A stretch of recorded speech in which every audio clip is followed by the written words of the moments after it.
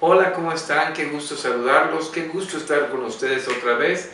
Es una bendición para mí estar compartiendo con ustedes la palabra de Dios. Mi nombre es Roberto Arjona, soy pastor de la iglesia Rey de Reyes en Tlaquepaque, iglesia presbiteriana, y les pido que me acompañen a orar al Señor pidiendo sabiduría, que Él hable en nuestras vidas a través de su palabra.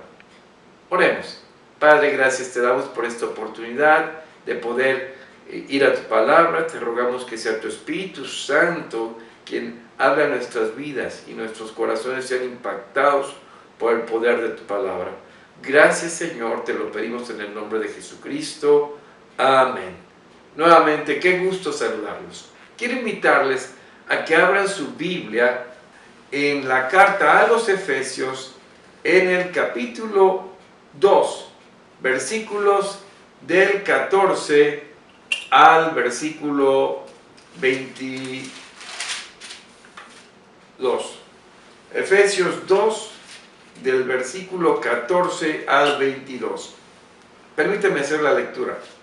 Porque Él es nuestra paz, que de ambos pueblos hizo uno, derribando la pared intermedia de separación, aboliendo en su carne la enemistad, la ley de los mandamientos expresados en ordenanzas, para crear en sí mismo de los dos un solo y nuevo hombre, haciendo la paz, y mediante la cruz reconciliar con Dios a ambos en un solo cuerpo, matando en ella las enemistades.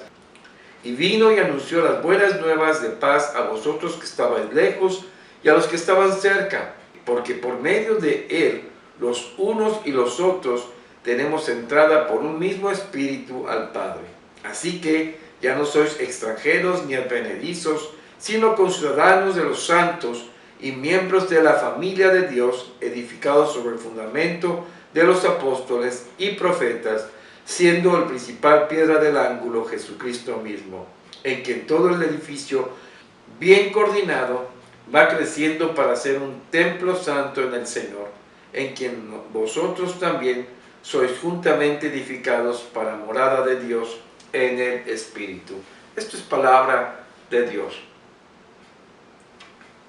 Quiero invitarles a que vean en el verso 14. Dice Pablo, porque Él es nuestra paz. Hoy quiero hablarte del pensamiento de lo que implica la paz del pueblo de Dios.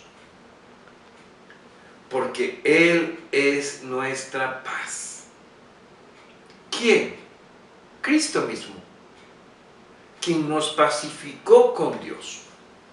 Y déjenme decirle que este concepto puede ser difícil de entender en nuestros tiempos, porque hoy, ¿quién pensaría que Dios, que es amor, puede estar en guerra y más aún con nosotros? Este sentido de la guerra lo podemos encontrar en dos formas en las Escrituras.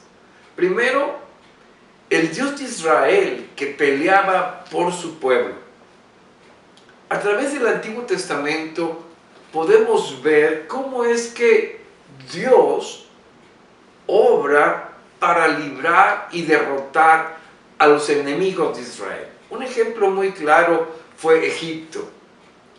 Toda una nación, quizás una de las naciones más importantes de aquellos tiempos, fue no solo derrotada, cayó en bancarrota. ¿Por qué?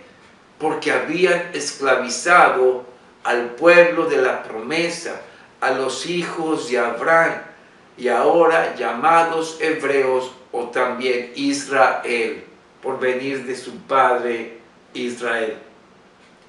Otros ejemplos podemos ver aquellas naciones que se encontraban en la tierra prometida, naciones que Dios manda a su pueblo a conquistar, y que la gente que estaba en esta tierra prometida tenían un gran temor porque Dios peleaba por su pueblo.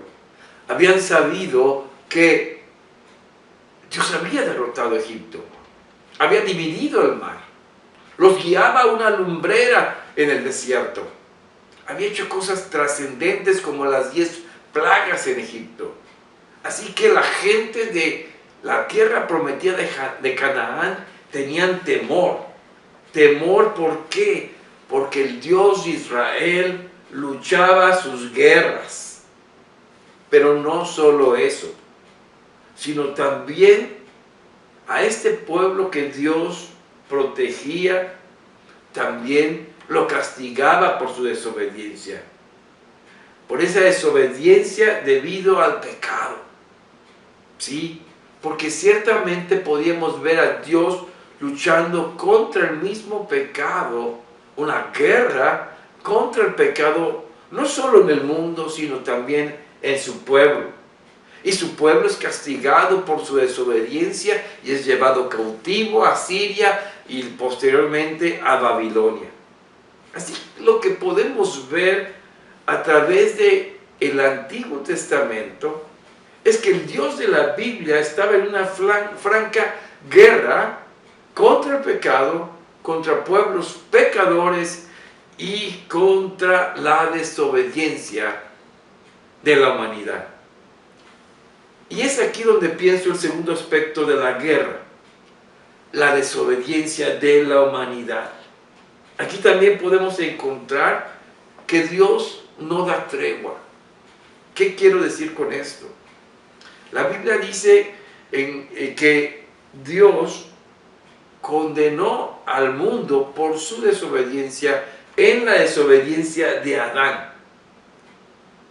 Y por esa desobediencia, la Biblia nos enseña, si ustedes observan en su Biblia, en el libro de Romanos, en el capítulo 3, versículo 23,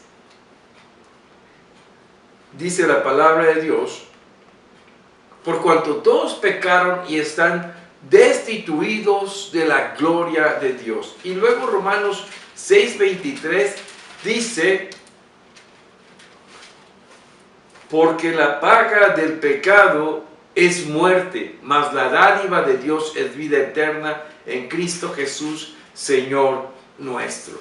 Así, en un sentido muy importante, vemos a Dios en guerra con el pecado.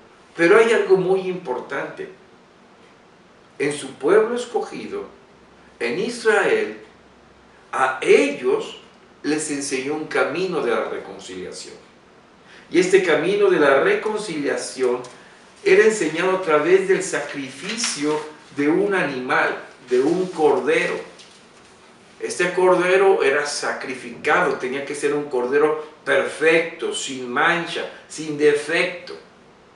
Este cordero era degollado y su sangre era derramada en el arca del pacto.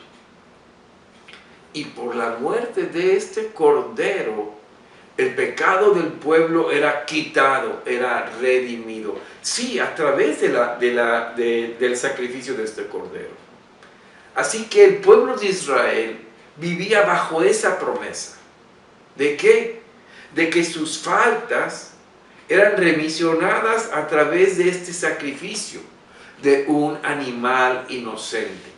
Así que mientras Israel disfrutaba de esa promesa que habían recibido desde Abraham y posteriormente la enseñanza que se tiene en el pueblo cuando salió de Egipto, este pueblo tenía una esperanza de perdón. Pero he aquí donde podemos ver que Pablo presenta que ambos pueblos, según el verso 14, tienen la paz con Dios por medio de Jesucristo. ¿Por qué? Porque Cristo se constituyó en el verdadero Cordero que quita el pecado del mundo.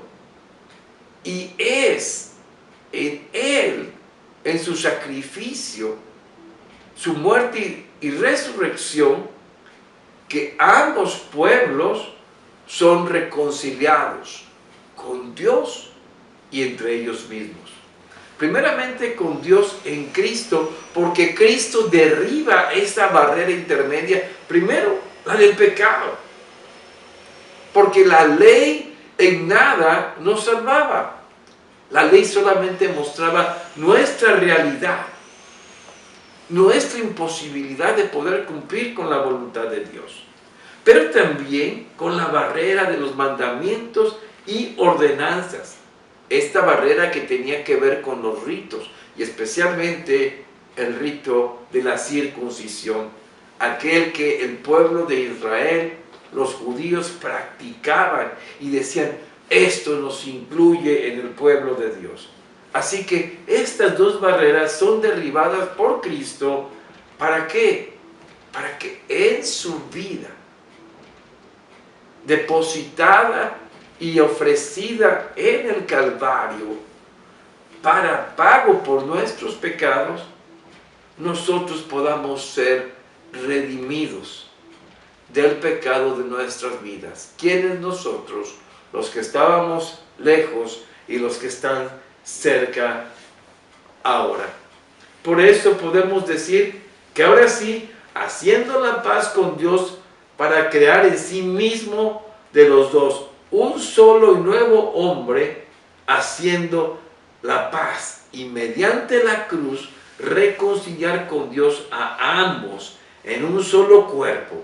Esta es la obra redentora de Cristo, y que en el verso 17 nos dice, y vino y anunció las buenas nuevas de paz a vosotros los que estabais lejos y a los que estaban cerca, es decir, a los santos y fieles a quien se les escribe esta carta y que se entiende ahora en Cristo habían creído. Estos estaban lejos y los que estaban cerca eran los judíos, que eran los del pacto de Israel. Ahora, el mismo pasaje de Efesios nos dice en el versículo 19, así que ya no sois extranjeros ni advenedizos, sino conciudadanos de los santos y miembros de la familia de Dios. Esta paz que logró Cristo en su sacrificio por nosotros nos viene a ser miembros de la familia de Dios. Hoy, nuevamente, así como a través de la historia, desde que Jesucristo vino, nosotros nuevamente hablamos de este mensaje de reconciliación en la persona de Jesucristo. Hoy que escuchamos nuevamente este mensaje, sabemos que si venimos al arrepentimiento de nuestros pecados, y para poder arrepentirnos de nuestro pecado, necesitamos reconocer nuestra condición pecadora. Y ese arrepentimiento que es conducido por el Espíritu Santo nos lleva a esa fe salvadora en la persona del Hijo. Sí, ahora en esa misma fe somos una gran familia de Dios en Cristo Jesús. Hoy también tenemos esa oportunidad de invitarles, de hablarles, de llamar a ser parte de esta familia, de traer nuestras vidas, de rendirnos al Señor, de pedir perdón por nuestro pecado y que podamos participar de los que estaban lejos y de los que estaban cerca en esta gran familia en Cristo Jesús. Permite que Dios te reconcilie hoy. Permite que puedas venir a Él. Y que en la fe de Cristo tengas vida y vida eterna. Vamos a orar. Padre, te damos gracias, Señor, por todo tu amor y misericordia. Yo te ruego, Señor, que sea tu Espíritu Santo el que obre en la vida de la gente que escuche este mensaje. Te necesitamos, Señor. Necesitamos reconocer esa realidad interior. Permite que la gente que hoy escuche este mensaje se arrepienta de su pecado y venga a ti en la fe de Jesucristo. Gracias, Señor, en Cristo Jesús. Amén. Dios te bendiga.